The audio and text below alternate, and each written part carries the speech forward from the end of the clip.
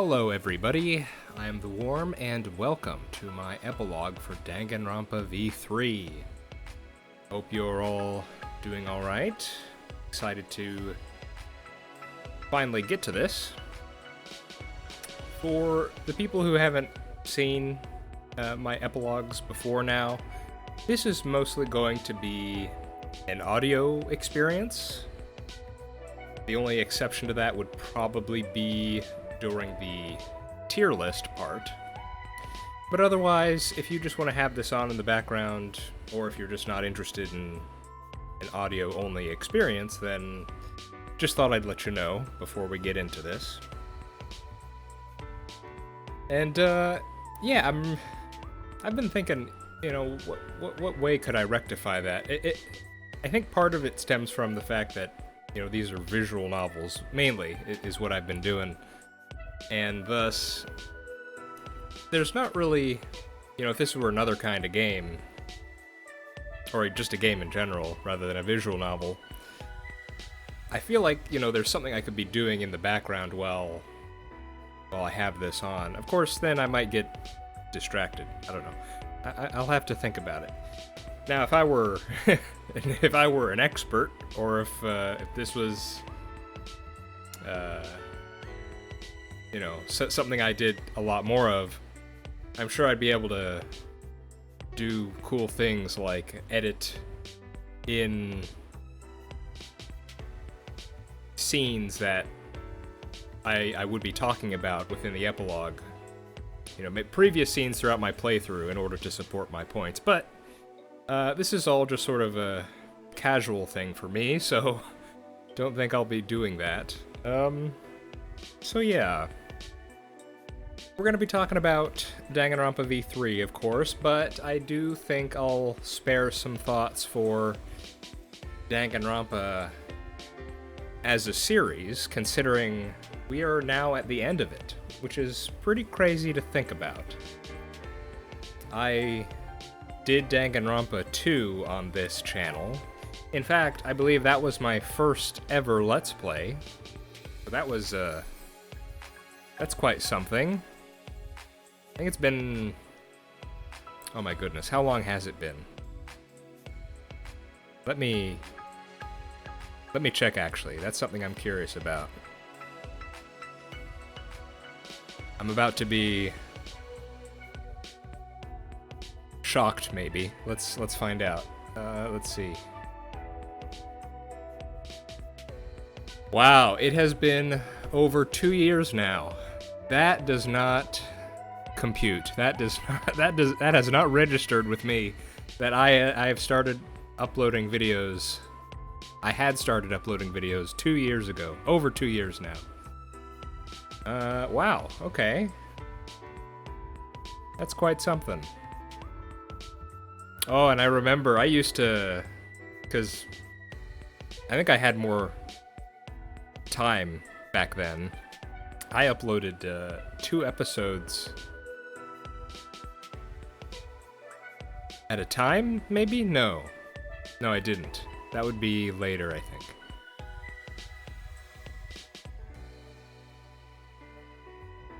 Huh. I'm not sure I understand some of the dates for when these are uploaded. I think I had less of a schedule, and so it was a bit more irregular. Okay, that was a tangent. But that is to say that Danganronpa has kind of had a special place on my channel. I did also play DR1, of course, but that was even farther back. That was way before I even decided to ever record anything. But yeah, it's certainly been... Well, okay, let's hold off on that. There's things I want to address before we talk about the series as a whole. So let's hold off on that.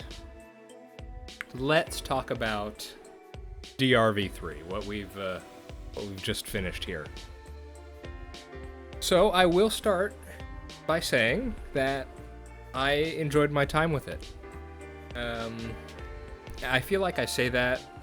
I usually say that for the series that I've done on this channel. If there's any I will say though, there have been, of the games that I've done for this channel, and this might be, if you like these, then fair enough. I'm sure I know there are things to like, but of the Danganronpa games, I'd say this is probably the one I enjoyed the least.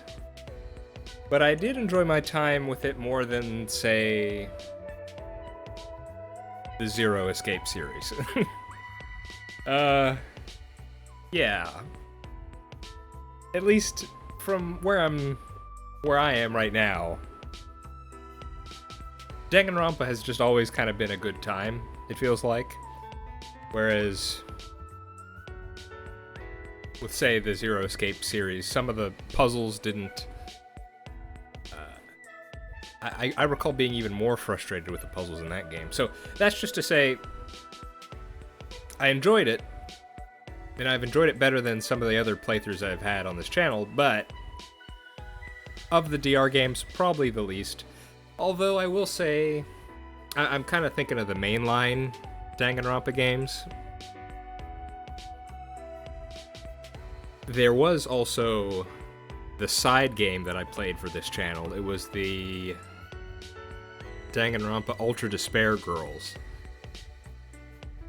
Let me reword this. Of the mainline Danganronpa games, V3 is probably my least favorite. But I would say I liked it more than Ultra Despair Girls. That was probably a better comparison to make than the Zero Escape. Although Zero Escape those are visual novels, so I guess I think that comparison does stick.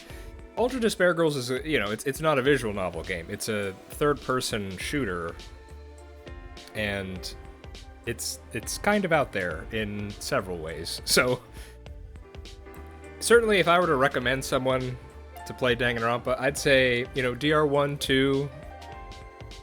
To get the whole, to get the main experience, DR1 and 2, probably watch DR3, and then, play DRV3. I don't think Ultra Despair Girls is necessary.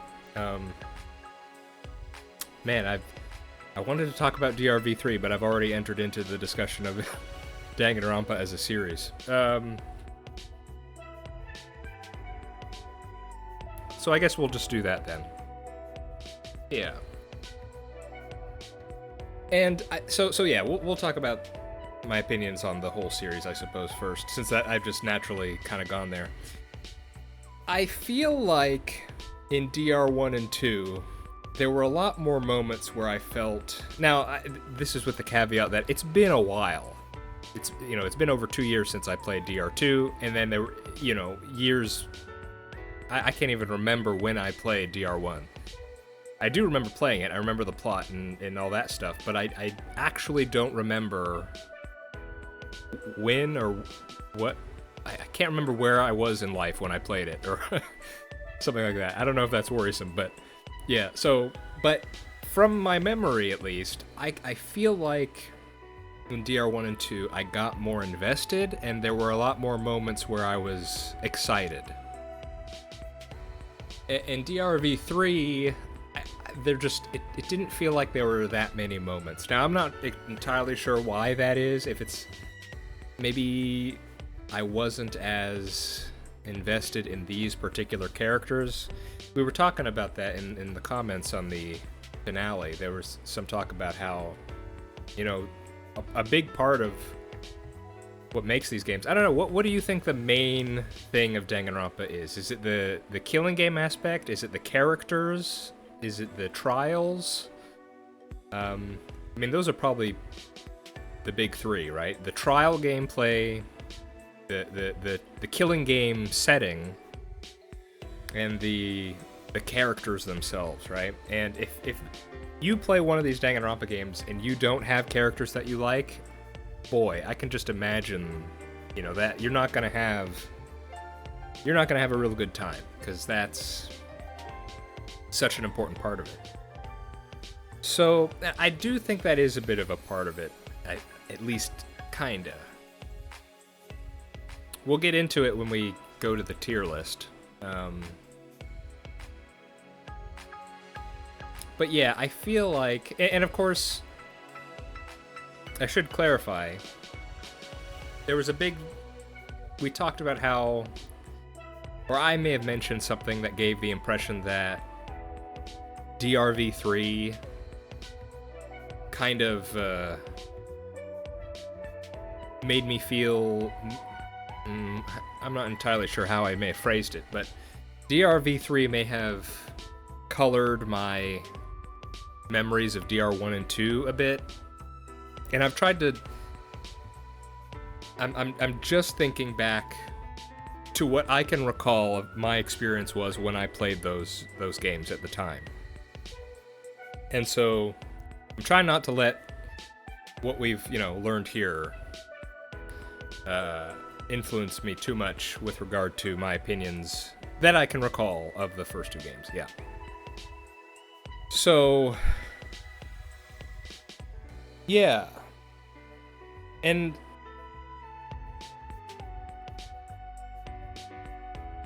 okay, so, and I think to get into that, I think I can talk more specifically about DRV3 now. So getting to that, characters, we'll leave that aside till we get to the tier list. In terms of the trial gameplay, I feel like of the trials in DRV3, I only really had one that I really liked, and that would be Kokichi's trial. And and I can recall that one was the one where I felt the most hype, the most excitement, where I was, that one felt most like a roller coaster. I was there for every twist and turn. I really wanted to know what was going on, and of course, what I enjoyed so much about it was the fact that we were so close to bamboozling old Monokuma there. So that was probably the best moment, for sure. And, now that I've had some time to think about it, the other trials, none of them really... I mean, of course, when you're in the moment, it's not that they were bad. That's not what I'm trying to say. But when I have to think about all of the previous trials in DR1 and 2 as well, sort of stacked together, that's where I start to feel unsure.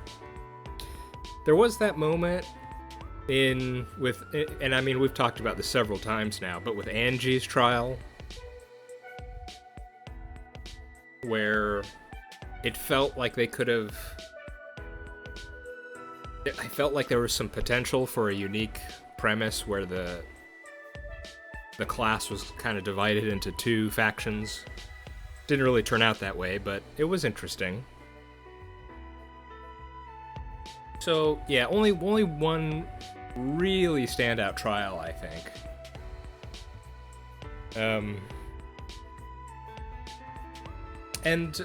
So there was another thing I did want to talk about, sort of the themes of this game. Now, this was something I had mentioned this a couple times, or at least I did in comments and on the Discord, that I had not done any sort of background research before going into this one, and I had not looked at any of the promotional materials. So it seems that a lot of or people kind of knew going into this that this was going to be, rather than truth and despair, this was sort of meant to be lies versus the truth. And I suppose I didn't really get that until we got towards the end, and people in the comments had to had to bring that to my attention, really. So, I mean, that's interesting. I do wonder what... And also, I was provided with some of the promotional materials now that it's after the fact. And it is interesting how they do things like make it out that it almost seems like Kibo's going to be the protagonist, or Kaito's going to be the protagonist, and all these little things. So, you know, pretty much all that I heard going into this was people had a mixed view of this one, or maybe particularly the ending. I'm not sure if I can specifically recall what I had heard. And also that it might have been something like a reboot or something like that. Now, I'm not entirely sure if that would be the proper term to use here, considering I guess it's technically a continuation of the previous DR games. The 53rd iteration, in fact. But that was kind of... Those were what I had been primed to think of going into this. And certainly now that it's all over... I mean, I've already talked about this in the finale a bit, but... I don't know. The ending just kind of... It feels a bit... Certainly just emotionally, just kind of a bit meh to me.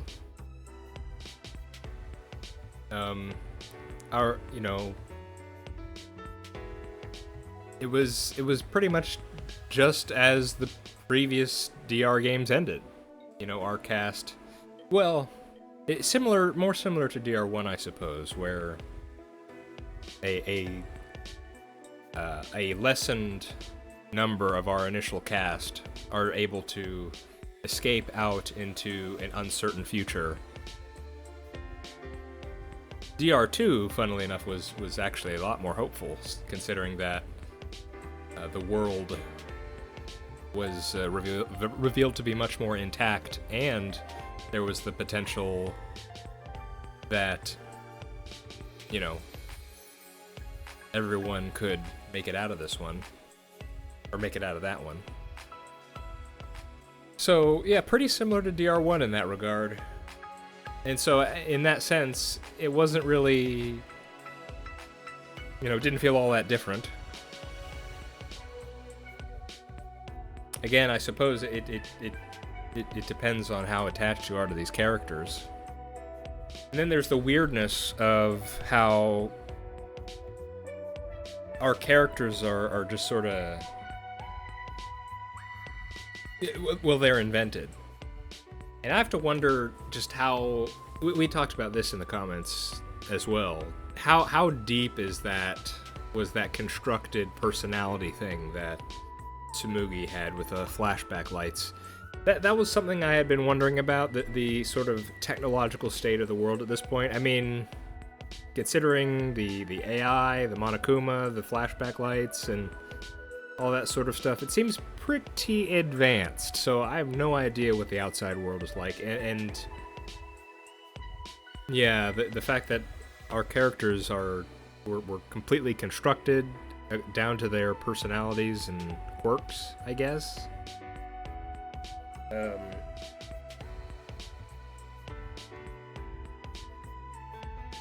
But of course, when I'm going to be talking about the characters in the tier lists, you know, I'm going to be talking about them as they were, you know, basing their performance across the game itself. So I guess we don't really have to worry about that.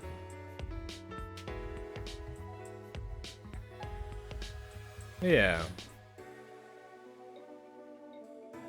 Trying to think what else. Still not sure about the Mono kids. I think someone else... I need to look back. Someone commented and gave me some reasoning on why they were there. But other than sort of comic relief, not entirely sure what purpose they served.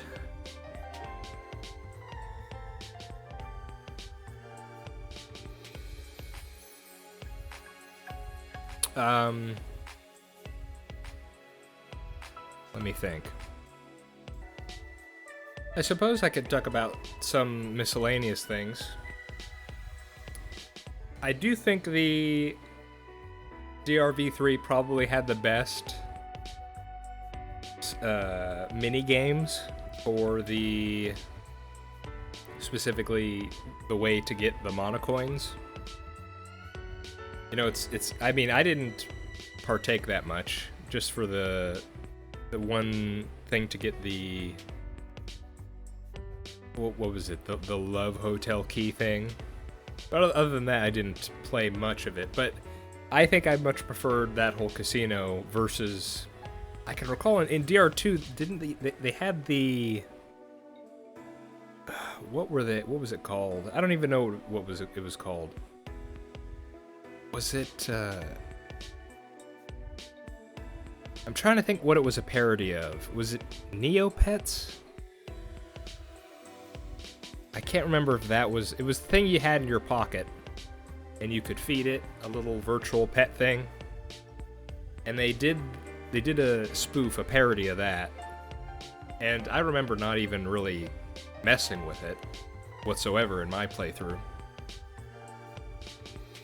And I don't think DR1 did DR1 even have anything? Have any way to get monocoins outside the trials itself? Or themselves? Huh. Not sure. But yeah. Now I haven't gone back to look at the Love Hotel scenes. I mean, I'll probably look those things up on my own time. But it does feel like there was a lot of extra stuff that the previous Danganronpa games didn't have, which you'd expect. You know, having gone through however many games, they're pretty experienced at it at this point. So it makes sense that they've kind of smoothed out the rough edges here.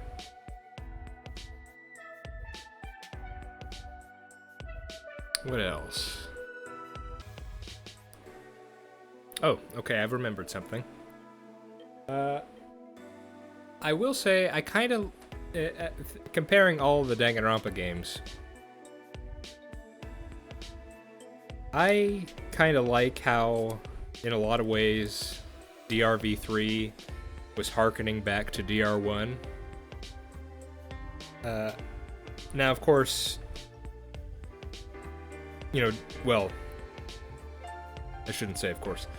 DR1 had that, well, for me, it was a novel experience, right? Killing games in general, I've not really read or watched before DR1. So, for one, it was a novel idea, but it was also just that sort of environment in that kind of ruined school environment that we were kind of sealed in. It was a very, at least for me at the time, it was a unique experience. And I recall one of the things I didn't like about DR2 was the new setting of the island. I just didn't care for it. Now, of course, we know it's, simulation, all that stuff, but even still, as I played through it, it was the tone of it. It was the tone of it, I think. The environment itself had its own personality, and I much preferred, considering what was going on, I preferred DR1 to DR2 in that sense, in that aspect, the setting. And so, I can recall when we played through the prologue of this one, and then getting into that was one of the first things I said, I think.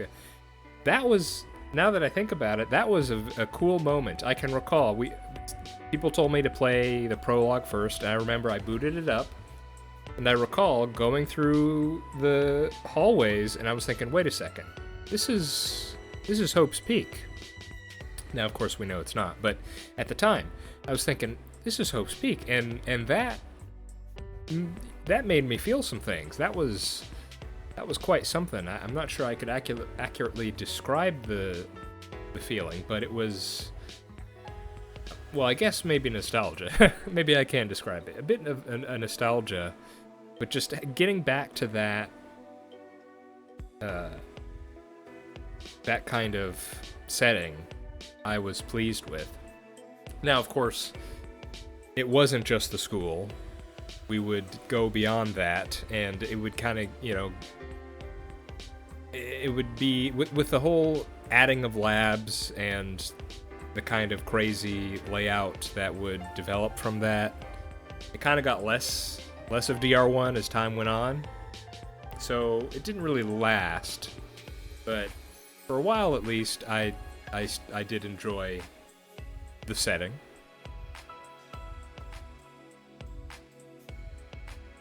The executions were as gruesome as always. The the worst of them is probably, why am I forgetting? Gonta. Poor old Gonta. And just the kind of imagery. I mean, I think you know what I'm talking about. That was in that execution. It was just, that one was bad.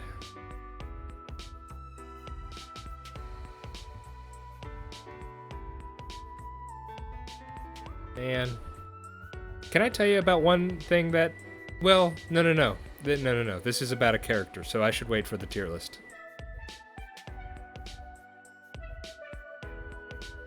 In terms of the trials themselves, the game mechanics involved, I can definitely say I really loved the idea of the lying. Now, I definitely didn't fully utilize it, both because, well, there was the one, someone said I remember they said there's this one ability that makes it so either you get back health or something, and that would have made it a lot easier to go for the lies. But just the idea that you can, that there's more than one path to get to the end, I loved that. And I can't remember if it was only once or twice. I was able, at least once or twice, to get a couple of the optional back routes, and those felt really good to get. Of course, some of them most of the lies that you do use to advance forward are mandatory. And I am thankful for that hint I got at the beginning that the voices in the music usually mean that you have to lie, or you can lie at least. But of course, I was not skilled enough to get it the whole time. It's just, and I mean, I've talked about this as well. Just trials can make me feel so anxious, and if I were playing on my own time, I'm sure I could do something like save and restart or all these different things. But, it's my first time through, and I want to give the game the credit it's due and kind of just go for it. And if I don't get it, I don't get it. At least that's kind of how I felt at the time. And I didn't want to. I want to try to get the good grade at the end. And I think did I get straight A's this time around? I can recall there was that one trial. Which was it? I don't know if it was Kokichi's or the one right before Kokichi's, but there was one where I failed twice, I think. 2 or 3 times. I fully lost all my health, and then at the end I still had an A. So I'm not... And I mean, I was just on normal difficulty for the puzzles in the story. So I'm not entirely sure what was going on there. Because I can recall in DR2, there was one I'm pretty sure I got a C on, and maybe a couple B's. Yeah.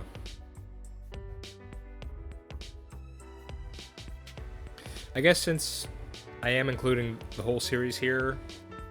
Probably my favorite trial of all the series thus far, of the whole series, would probably be Nagito's. That one was just so... when you realize what's going on, that one, that feeling of realization was a lot.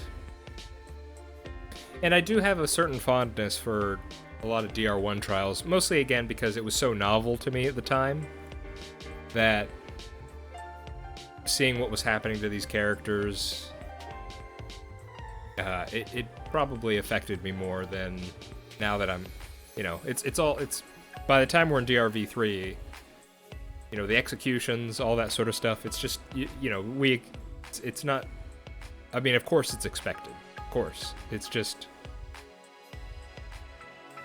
yeah. So that is just to say, just on that sort of nostalgia, I do probably rate DR1 trials at a base a bit higher than a lot of the DRV3 trials. Okay. Of course, okay, let's talk about the culprit a bit. I wasn't able to guess it. Old Tsumugi. I suppose that was...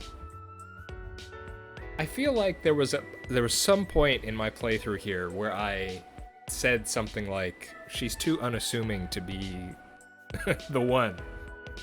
And of course that comes back to bite me.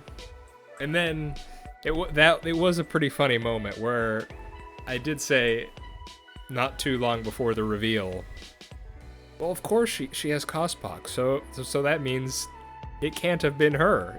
She's innocent. She's with us. And then just not too long after, getting hit in the face with, no, it was her. Certainly in terms of villains, I'm trying to think. See, the thing is with DR1, Junko, it's very hard to think of to sort of think of Junko unbiased in an unbiased way now, because part of my issue with DR2 was that it was, oh, it's Junko again, and then, and again, this is for the whole series, so if you're not wanting to hear about Ultra Despair Girls, things like that, sorry, I'm just going to talk about them. And of course, Ultra Despair Girls, it's Junko again. Who's kind of, she isn't main stage for that one, but she's still in the background doing everything. Although I suppose the main villain was I don't even remember her name. Was it Monica? No. Was it? Wheelchair Girl. She was a bit different. I did appreciate her. I mean, mainly both because she just wasn't Junko. She had a sort of fanatical devotion towards Junko. We can work with that. That's cool. But, of course, they had to add Junko again at the end. And of course, here, I had a pretty visceral reaction if you go back to the episode. When Tsumugi revealed herself, dressed up as Junko. One thing I do want to say, Tsumugi's whole quirk, we didn't see her use her talent at all the whole time, and so at the end, when she finally got to use it, and was dressing up as all the DR1 and 2 characters, that was pretty good. Because, for one, it was somewhat infuriating, to see the characters we've kind of come to know and love from DR1 and 2 being used against us and saying things that, well, they were said, she chose the right characters to say specific phrases and sentences, so it was appropriate, but the actual content of what she was saying, it was so antagonistic. And so that was such a, I mean, that was pretty good. If that was, it upset me to see Junko again. So she gets points knocked off as a villain for doing that, for showing me Junko again. How dare she do that? But in terms of, the whole using cosplay to bring the previous characters back up and throw them in our face like the way she did, I will say it was effective. It worked on me. It made me feel upset. So, and I think that was the intention. And so that was pretty good. So certainly, I will say, I guess in that sense, I like DRV3's villain more than DR2's villain, just because, how many times can I say it? DR2 is Junko again, and so automatically, I didn't like it. Yeah. And I guess Monokuma was just an AI. So, it was just Monokuma. I've always, and I think I mentioned this at some point, but I've always liked distinguishing Monokuma as a character from Junko. I like to treat them as separate, even though specifically in DR2 it was all just Junko, but Monokuma always feels like he's his own thing. So I do like, I guess, that he was kind of just his own thing this time around.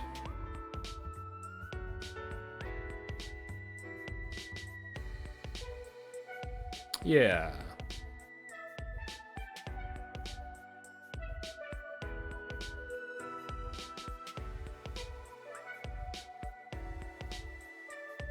Okay. Well, I might remember some things later. We did have... I will say, I really liked a lot of your comments on the finale video. So, if there's something you want to remind me of in this... in the comment section of this epilogue, I'm certainly willing to continue the conversations there. So if you have any questions or want my opinion on something, you can do it there. Or again, there's my Discord. But of course, I'm not that.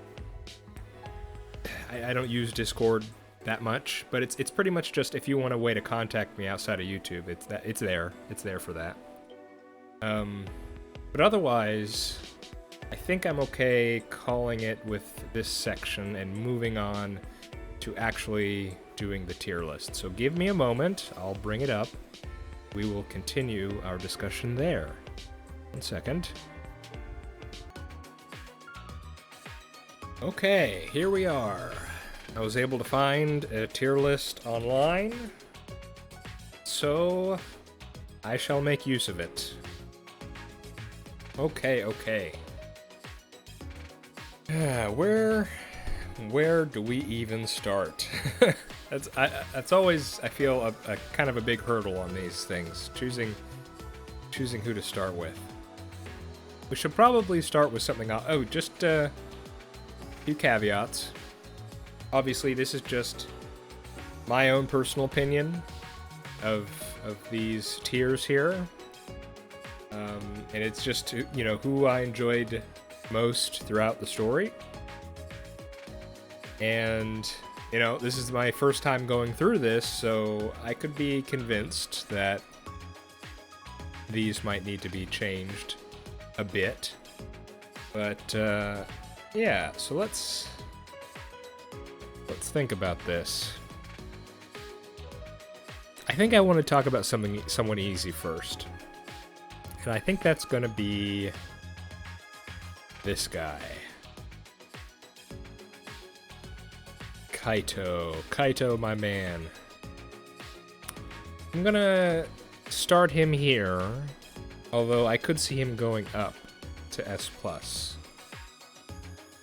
Kaito was just great. I really liked him.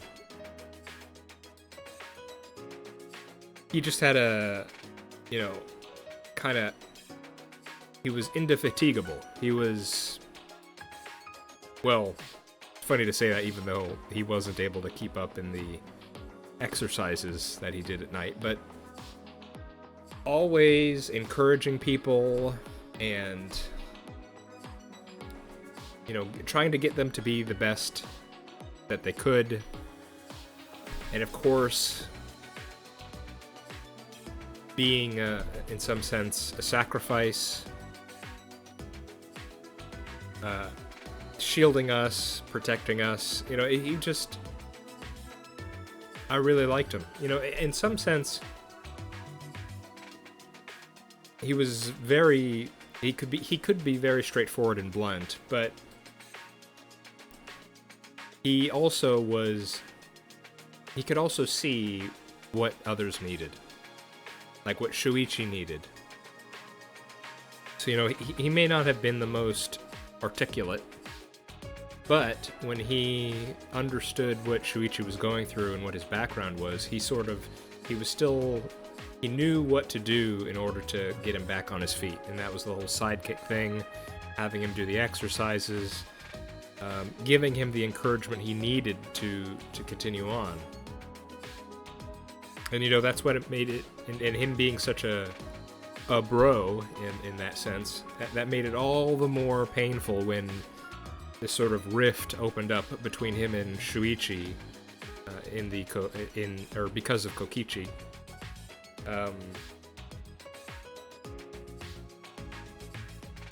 And I just love, I mean, you know, I could see it coming, I remember saying it, but his whole death, it goes along, you know, that trial, I really wish, you know, in some sort of fan fiction or something, you know, maybe we could have had a scenario where we actually we bamboozle Monokuma and we win that trial, and then I'm really curious what would have happened then, but that didn't happen. So in the ending that we did get for that trial, where Kaito dies, I think it ended perfectly. Where, and as I said, I said at the time, I said, please let the sickness take him before the execution can, and that's what ended up happening. Also, the fact that they brought back the DR1 execution, you know, any sort of references or bringing back of DR1, I'm gonna be positive of. Just all those elements all together, thrown together. Man, that was a good trial. That was really good. Anyway, Kaito, just great. He went out like a boss. Crucial part of our trio, the Kaito Maki Shuichi trio. He was great. He was great. He was so great that I thought he would die early, but he didn't. I was thinking, this guy is too helpful. They have to kill him. But no, he lasted a long time. Okay. I guess I didn't really talk about the whole background story in the story discussion, did I? The whole... Oh, the meteors and the plagues and the Operation Gopher. I mean, at this point we all know it was all just background that Tsumugi and the team, the Danganronpa team, made up for their story, so not really sure how much I should go into that.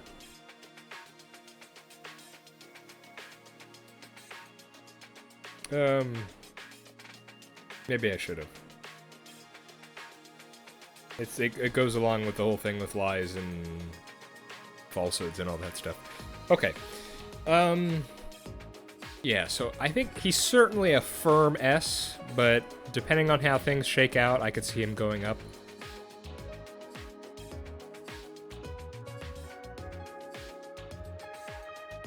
Okay. Let's try to think here. I'm gonna put Gonta. Also, a firm S, I think. Although in his case, whereas with Kaito, I could see him maybe going up or down, you know, staying S or going up. Gonta, I'm starting at S, but I could see him going down to A.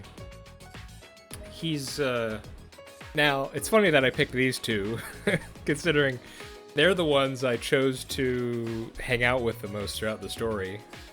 So that's kind of funny, but Gonta was just an all-around, well, let's say it, he was an all-around gentleman. And he just, I mean, I didn't know what, I remember starting the prologue and seeing this guy, and I didn't know what to expect. I really didn't.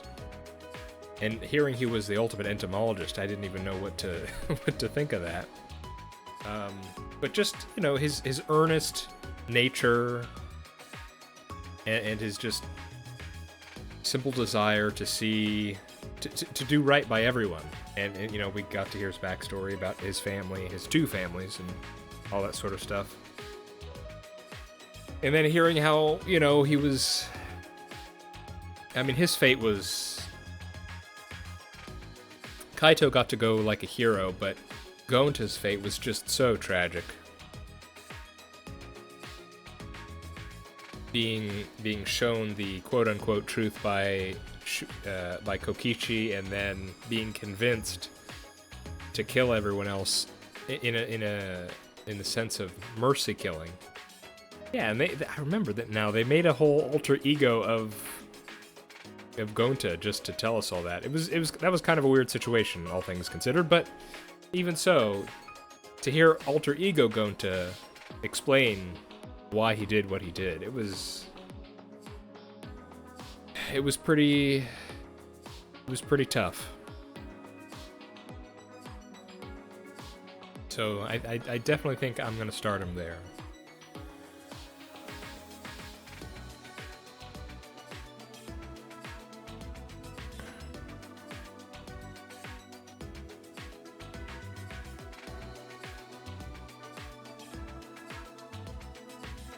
Okay. Now clearly everyone can't be S. We can't have everyone there, so let's think.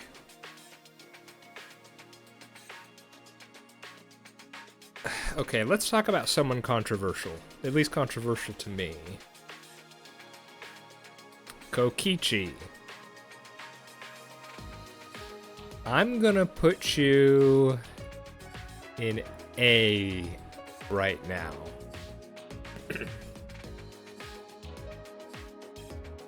Now, in terms of antagonists, or not, that's not the right word to say. Rival character, I guess. In Danganronpa, the series, it always feels like we have a rival character, right? DR1, it's Byakuya. DR2, it's Nagito. DR3, it is obviously Kokichi. And, so that's kind of where I'm trying to frame things here. And I'm pretty sure, for me, Nagito would be, you know, he's up in the S+ tier. And I mean, I'm pretty sure I don't have to, I mean, you got my opinion throughout the story itself, but Kokichi was just,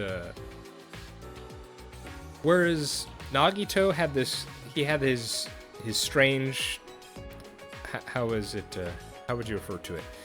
Sort of like gray morality. Instead of black and white, it's kind of mixed, or his moral system was a different scale versus the rest of us. And that led him to be somewhat unpredictable, where we were thinking, is he a friend or is he a foe? It's like, well, he could be either depending on the circumstances. And you know, he always kept you on your toes because of that. And then, of course, it is funny how I do think Nagito's trial and Kokichi's trial were both the best trials of their respective games. But, so, in comparison, Kokichi is just firmly hostile throughout pretty much the whole game. Now, of course, having finished the game and knowing what we know now in retrospect, we have the revelation that it's not a big evil secret or evil organization. It's not the remnants of despair.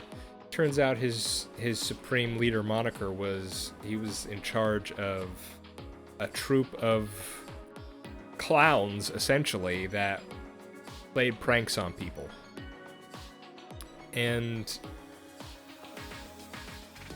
Or played games with people. And so in that sense, what we hear from him, I think that this was in the discussion he had with Kaito in the hangar, you know, his view of this whole thing was that this was not a fair game or something like that. And so from the outset, it looks like he started planning what would eventually become his trial. And so from that beginning, a crucial part of that plan was to get everyone to think he was a mastermind. And so that was most likely why he was so antagonistic with the rest of us, and why he started to leave these hints around and all these sorts of things. And it was all towards the end of ending the Killing Game. Now, of course, it was a bit cutthroat. You know, he in revealing, and we saw that mostly with Gonta, but just in the way he sort of used and treated other people. Now, of course, it's interesting to think of, considering who he used to be, or what his personality used to be. You know, was he struggling with that? To make himself so antagonistic and so insulting, and was he okay with that, or did he struggle with that? I guess that's kind of my question.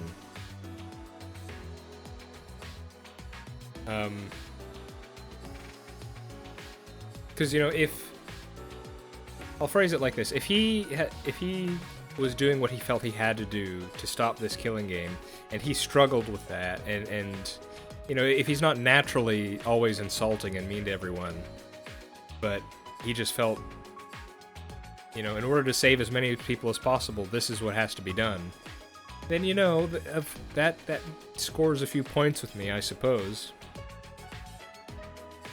But, of course, we don't really get that information. It's a bit vague, and you have to kind of... You can make an argument for or against, I suppose. Because, you know, he's able to pull it off so well, being just casually insulting to everyone, basically. So, yeah. I obviously didn't enjoy seeing Kokichi throughout the story just because he was so mean. But I can sort of have a begrudging respect for I can respect the hustle. I can respect the play that he did in order to try to end this thing. And he gave us the best trial in the game, in my opinion. So, I mean, yeah, he was, yeah. So, all in all, I do think Kokichi, I do think he worked. You know, I think I'm supposed to feel upset at him. So, you know, considering that's what they're going for, I think they succeeded. It doesn't mean I'm going to put him any above of A. Because you make me so angry, Kokichi. Yeah. So I think he's going to be there for now.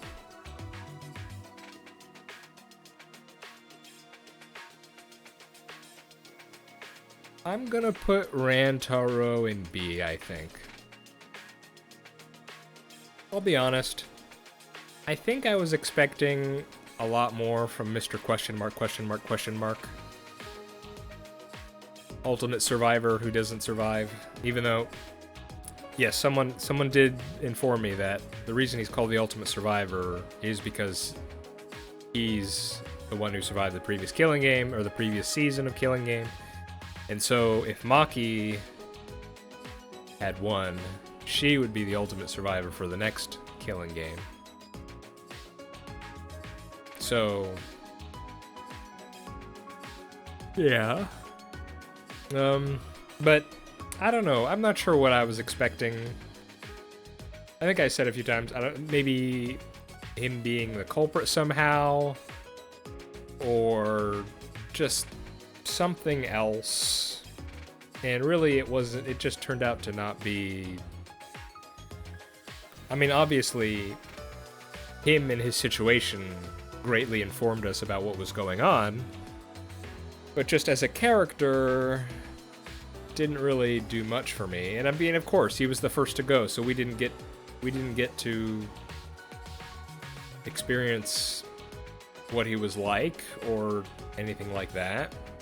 So, I don't know, just I feel very meh about Rantaro, and I think that's a shame, because I can recall by the end of the first trial thinking, you know, what has this guy got going on, or what was he all about? Yeah.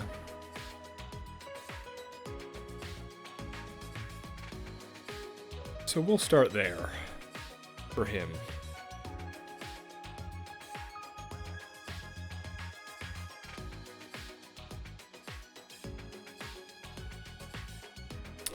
I'm gonna put Miyu C, I think.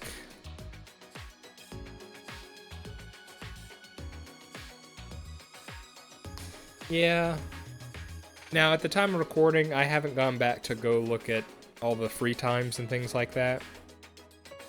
So, still don't know what it would be for Miyu, but yes, she was instrumental in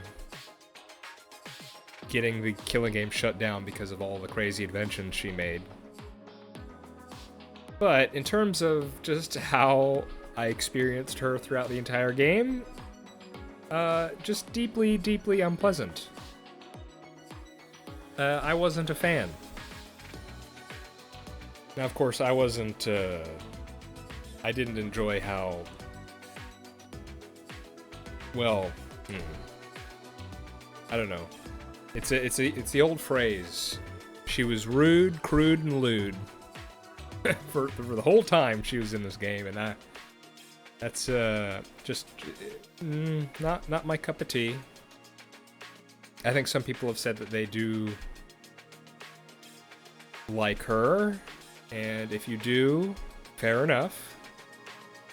You know, I'm sure every one of these characters has their fans. But for me, not so much. There just wasn't...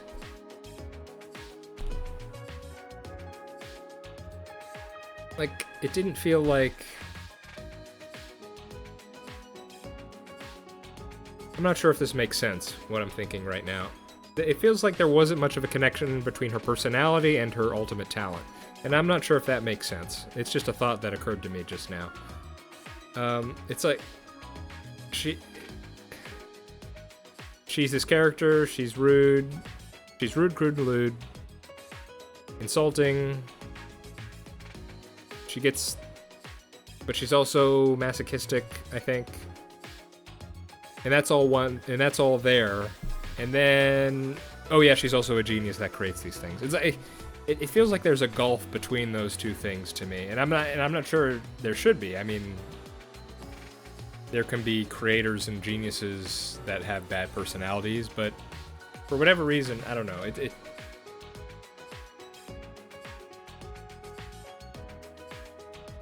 not entirely sure how to put this. But yeah. She's going there, and she might go lower. In fact, maybe she will. D tier.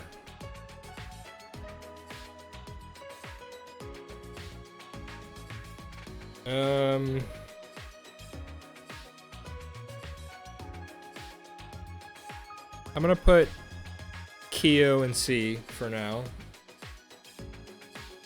Kyo, the reason he's in C is mostly due to how he just kind of felt, mostly when we got to his trial and his sort of reveal.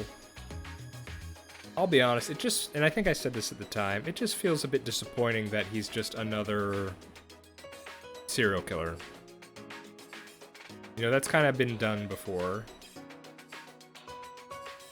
And it was his whole, oh, he needs to send the girls to his sister and all that sort of stuff. And I don't know, it was just disappointing because in the previous trials, and we had talked about this a bit, in the earlier trials, he was actually very helpful and he was intelligent and clever and pointed out pertinent things and was able to catch some people in what they said. And so, and there was that whole thing when we were divided in that particular trial. There was, Angie's faction, and then there was everyone else. Kia was on our side. And so I did like him for a good while. And then he just turns out to be, insane murderer who also acts like his sister. I will say though, his death, his execution, which it had his sister's ghost in it, and it's funny to think, at least I'm not sure exactly how we should interpret it, but the way I interpreted that his execution was after his death, his sister rejected him, or something like that, if I'm recalling correctly. And just imagine, he's murdered so many people for his sister, only to, when he finally gets there, get rejected by her, and then gets annihilated or something by the Exorcist, by Monokuma Exorcist. So, in a sense, I did kind of think, it's like, well, fair enough. I don't know, I'm trying to think. I feel like they could have done more with his talent. I mean, they did incorporate his talent with the whole ritual thing, but I don't know. Anthropologist, I think it was. I'm feeling like maybe I should switch these two around.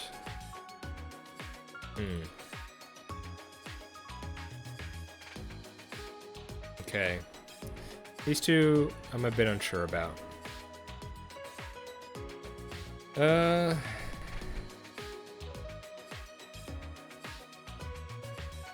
I'm gonna put Tenko in B for now.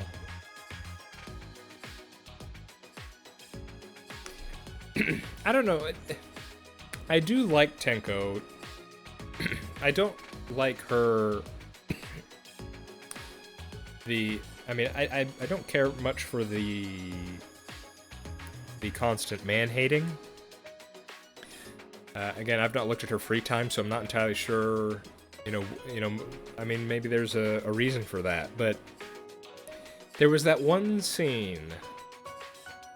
It was before, I think when we'd just seen the pool for the first time, or one of the times when we went to the pool, where we had a discussion with Tenko, and she actually said some kind words to Shuichi, and I thought that was really nice. And she had her attachment to, what's her name? The magician. Why can't I recall? Oop, that's the wrong button. Hang on. Himiko. Her attachment to Himiko. Well, in some sense, I feel like at first her attachment to Himiko, it may not have necessarily been all that wholesome, but as we saw when we got to the Angie trial, she really was looking out for Himiko, and what she said about when she was going through the seance thing and having her wanting her to be brave, live her life, and not have to be constantly so passive and depressed. So that was certainly a laudable aspect of Tenko. I just wish she wasn't mean to me. That's all I can say. But otherwise, she was okay.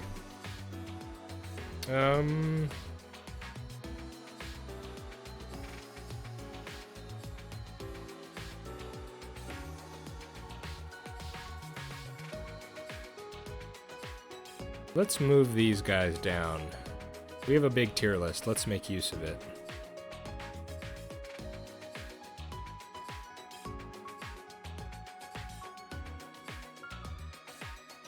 I'm gonna put Angie in C. I mean, Angie kind of just felt one note.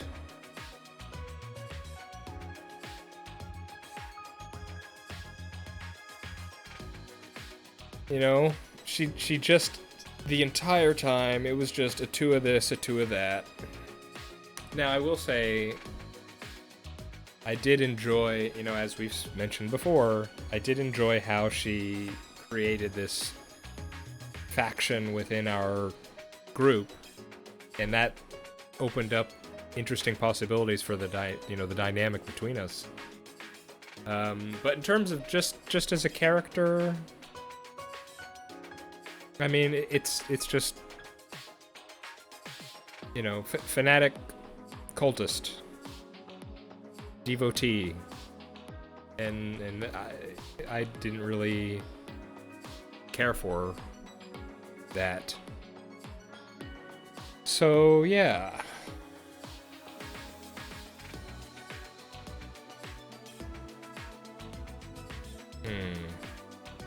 Not sure how I feel about this. Well, let's just do that as a base.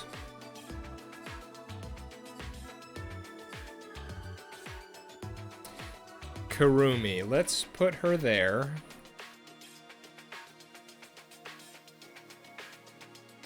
And I have some complicated thoughts on Kurumi. Well, mostly just how, and this goes back to Tsurumi had, you know, these.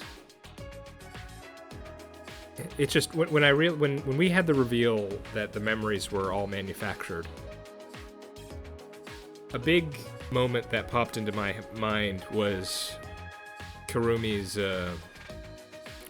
execution, and seeing just how much Kurumi, influenced by her memories from the flashback light, how much she struggled, and you know she did, you know, it was why she killed Ryoma at all, and you know when she was climbing that rope, when she was running through that halls, and the fact that everyone else was encouraging her to run, that was a really tough execution to watch, and just the idea that, you know, it was all, you know, a lie, and that it, you know, she was doing everything, she did everything on behalf of her people, quote unquote, her people, when it turns out she never had a people in the first place. And that just made me, that hit me hard when thinking about it in retrospect. And so, and she was, you know, she was so nice to us from the beginning and helped in the trial, and just how she was so desperate, and that she was even trying to get out of her punishment at the end there by getting someone else to sacrifice her. It was just, you know what? I'm convincing myself to put her higher.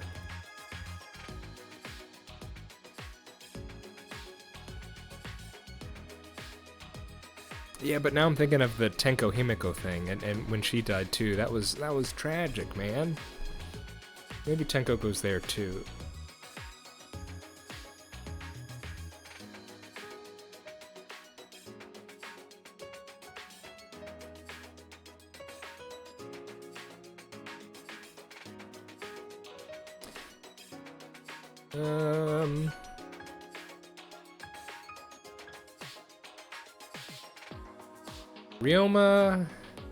Ryoma was just kinda middle of the road, I feel.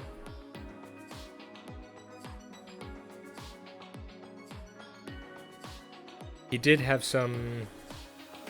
You know what, let's change the music.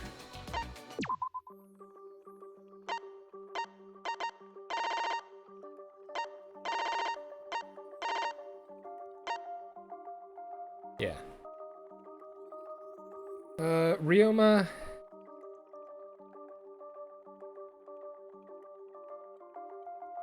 I did kind of. I definitely put him above some of the others because there was that whole issue of he was a tragic case too with the whole getting the memory, the memo pad, the monopad, and it was that whole, oh, we looked for a reason for you to live, but we didn't find anything, and just ugh. And that being the ultimate reason why he allowed himself to get killed, even though we saw that there was the examples where he wanted to be a part of the group. And yeah, I think he's not higher than B because he just wasn't with us that long, but certainly not bad.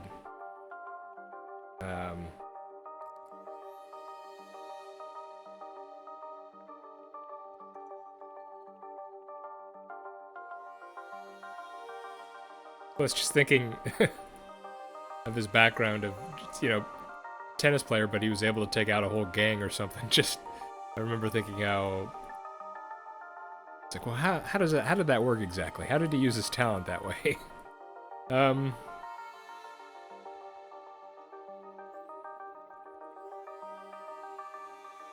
gonna start Kibo here.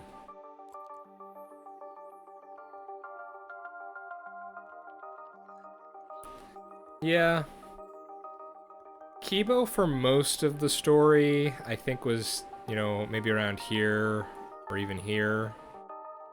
But I think that closer to the end. And it was interesting how he turned into a surrogate for the audience. That was interesting. Because it sort of reframes how we look at him throughout the whole story. And then, of course, the moments where he acted on his own without the antenna. And yeah, just the whole idea of Kibo is interesting. And of course, he had to deal with being insulted by Kokichi the whole time. And he was helpful. I mean, he got improved by Miyu a few times, or a couple times, and he was always whipping out a gadget to help us. I'm surprised that, I remember he had that thing where he can record audio, but I don't think that actually played into it. Or no, maybe it did in the Kyo trial. He could also have flashlights for eyes, he could take pictures, he had magnifying eyes, he was just always whipping out something. He did have the running joke of the robophobia, and that was, I could take it or leave it. I think it did get a chuckle out of me once or twice.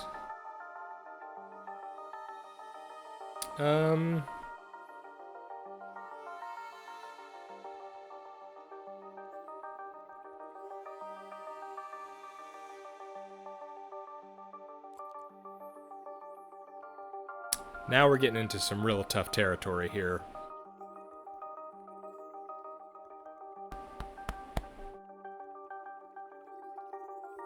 I mean, how do I even want to do this? These 5 characters it's pretty complex.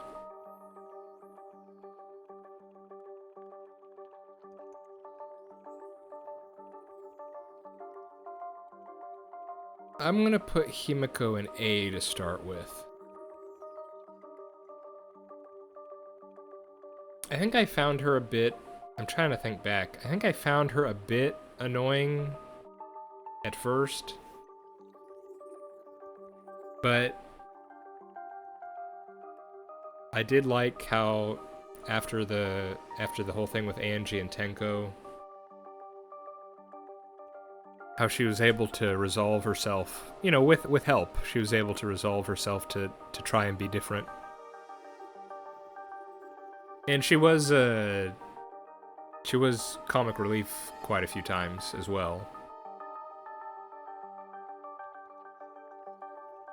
The whole it's magic stuff, I think it made that sort of that was kind of tired by the end of it, because they did it constantly with her. But I think I enjoyed most of the time with Himiko.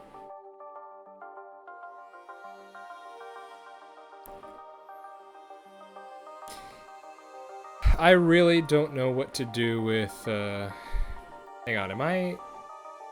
1 second. Sorry, okay. I've been saying, Tsurumi. I'm getting Kurumi and Tsurumi. It's Tsumugi with a G. Tsumugi, sorry. I've been getting her confused with, Kurumi. Tsumugi. I'm really not sure... Because she was so plain and unassuming throughout basically the whole thing. Which, you know, it was a mask, it was deceptive, which I guess was the point. But then, her being just a, you know, Danganronpa fanatic is essentially what she is.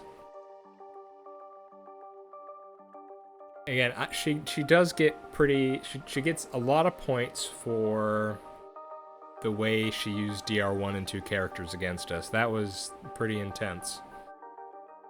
But...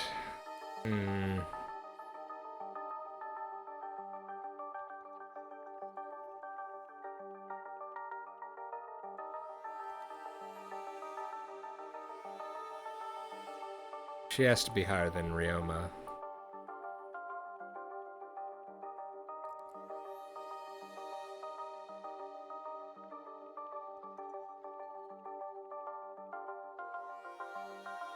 I'm gonna leave her there for now.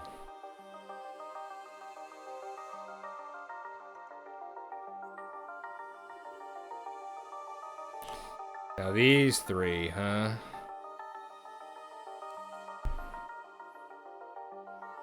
Okay, I'm gonna put Kaito S+. I think he deserves it.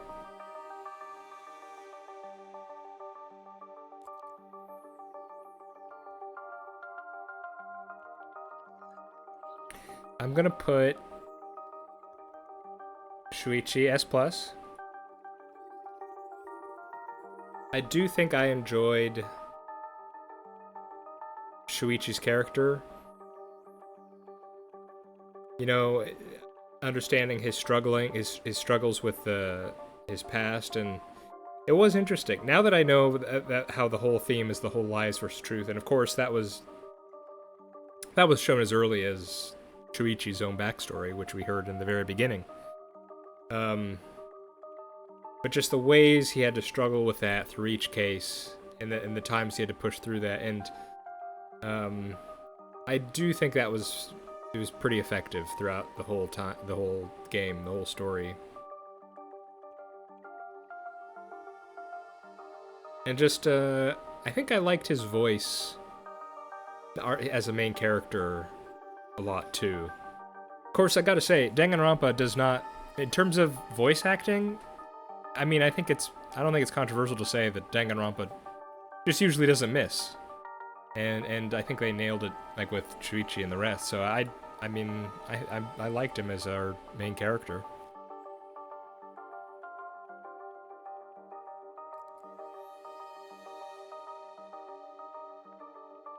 And I think I just gotta have the trio in S+.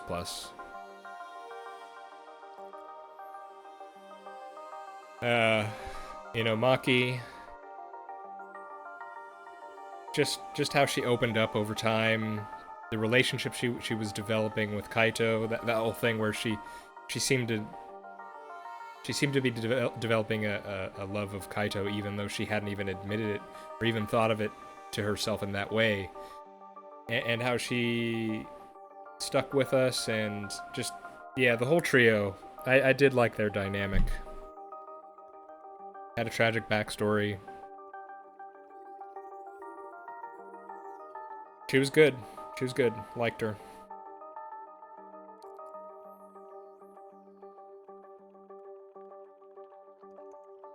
I'm gonna put Kaede in S. The thing is, I really liked her for the time that we got to know her, but we only, like, I can't, like, I'm not sure if she should be an S or A. It's just, I feel like I would have liked her as a protagonist.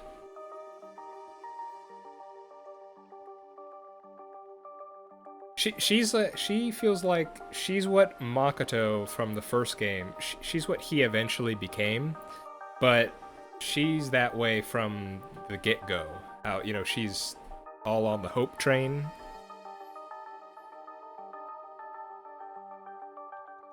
Now, of course, it doesn't mean she was perfect, but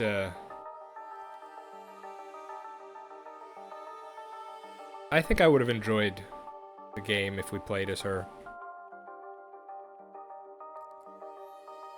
And plus, you know, she was the first to sort of encourage Shuichi.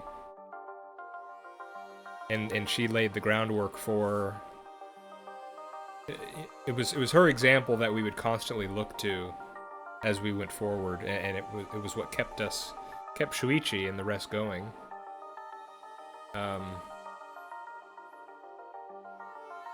It's just, yeah.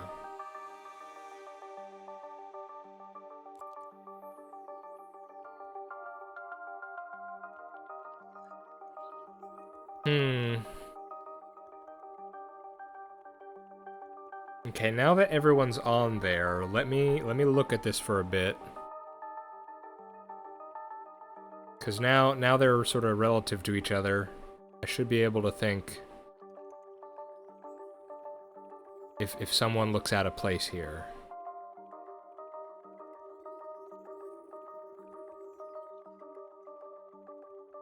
I mean, Rantaro can be B, I guess.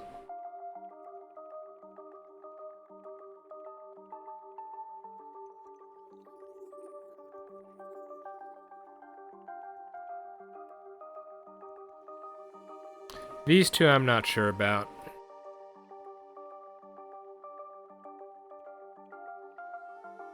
I feel like I could do something like...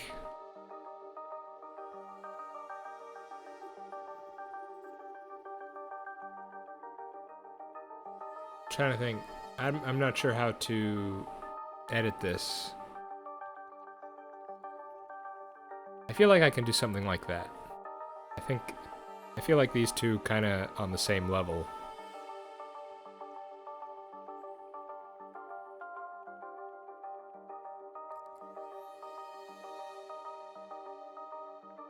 Should Tsumugi be higher?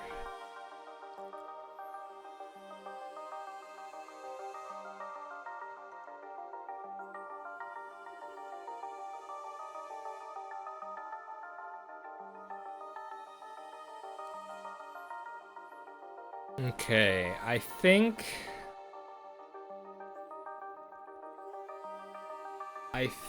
I'm okay with this. At least as a sort of first draft for my tier list. I think that's all right. Now, I'm certainly curious if whether or not you guys would agree or disagree with anything. Let me know, you know, if I shamed your favorite character and you think I'm very wrong. If you'd like to give your argument for why you think a character is better or worse, feel free to let me know. I could be willing to change my mind, but in terms of where I am right now, I think this is where I want to settle with. Yeah. Okay. Alright, so that's my tier list for Danganronpa V3. At least my first draft of it. Pretty satisfied, I think.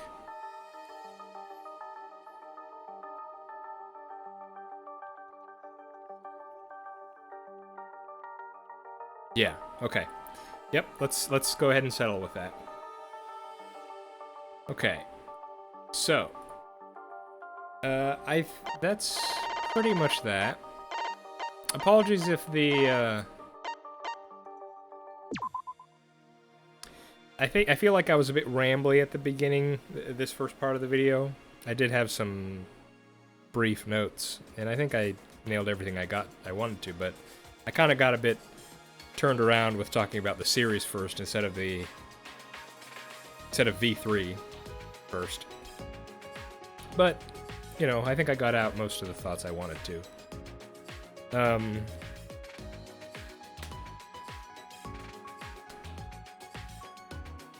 Yeah. So, I mean, just to summarize, recap again.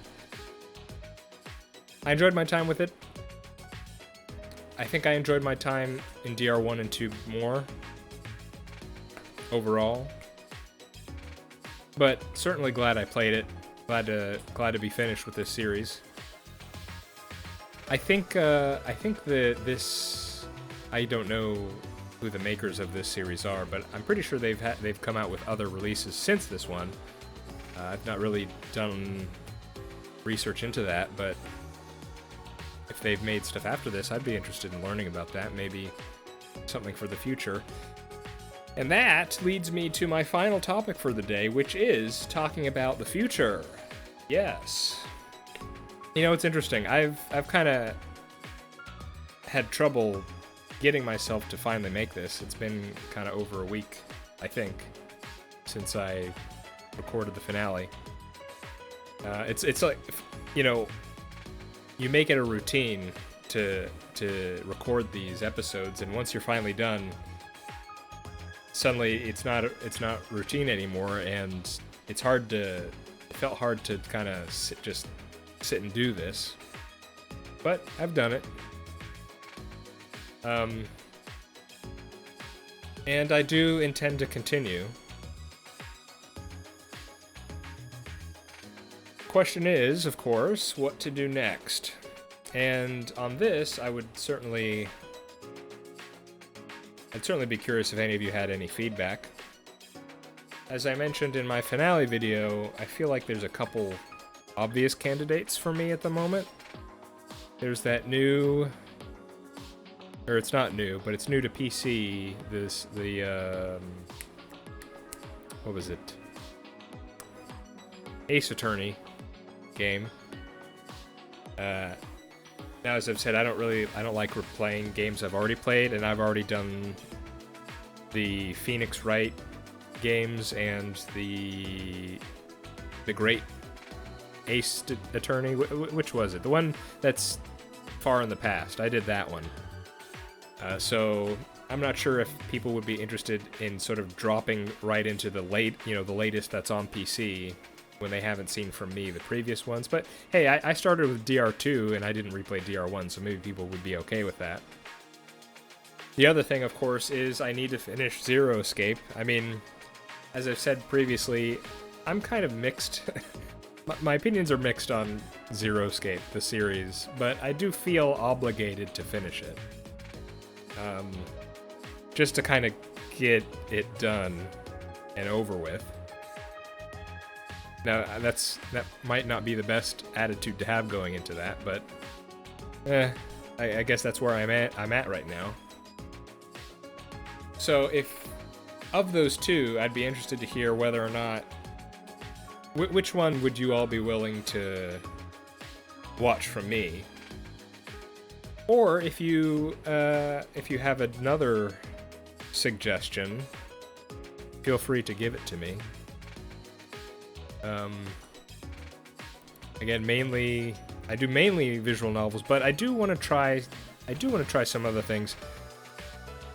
I might do it before, but it'll depend on, you know, what comes next and how long it takes. But I do feel like when we get to October, I'd want to.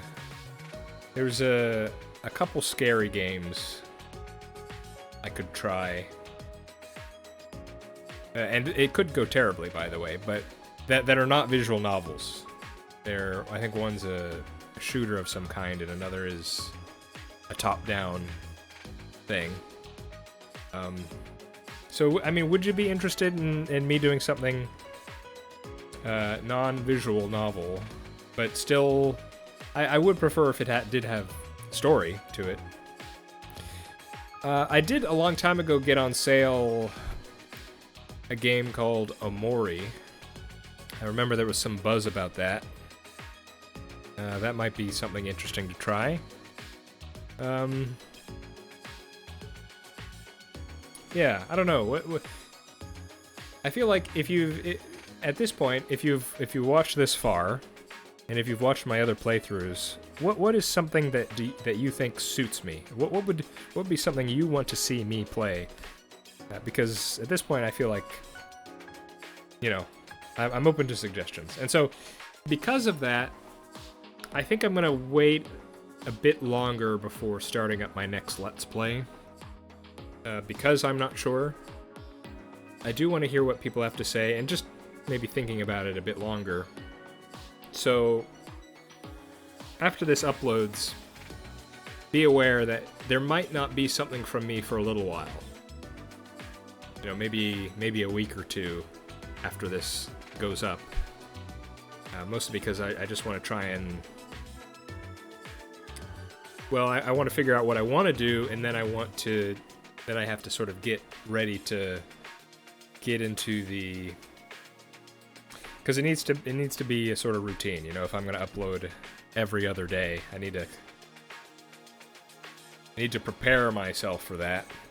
So, we'll see. Yeah, I will say finally, I greatly appreciate all the sort of comments and conversations that we've had across this series. I always love getting those really detailed comments, and I mean, I shouldn't be. I love all the comments, not just the long ones. I you know, just seeing you guys interact and giving me your thoughts. I love it. That's been a big motivation to see other people's thoughts. I really appreciate it. And yeah, please know that if you, because there are times where a lot of people will comment at the same time, and then it may feel like there's a day or two where, you know, I don't respond or anything. And that's not because I haven't seen it. It's because, you know, I work. I have a day job, and there are times where I'll get back home and I'll kind of just want to relax, and then I'll see people have written up thorough comments, and it's something where I think, well, I don't want to just I want to give these comments their due, so I feel like I need to be in the right mindset where I can just sit down, read through all of them, and respond to them all at once. And so sometimes if it feels like there's a day or two that passes where I haven't responded yet, that's probably why. It's just I haven't gotten the chance to sit down and really take in what you're saying. So, but I hope I can maybe be better at that as time goes on. Alright, I'm probably just rambling to myself at this moment, so I think we'll call it there. It certainly... I'm glad to be finished with Danganronpa, but not in a... I feel like I'm going to say something similar at the end of the Zero Escape series, but I'm going to mean it in a more negative way. In this instance, I mean it in a positive way. I'm glad I played through this series. It's been fun. It's been a fun series to do. So, yeah. Let's call it. I've been the Worm. This has been Danganronpa V3. Thank you all for watching, and I hope you will be with me with whatever I eventually decide to do next. Have a good day.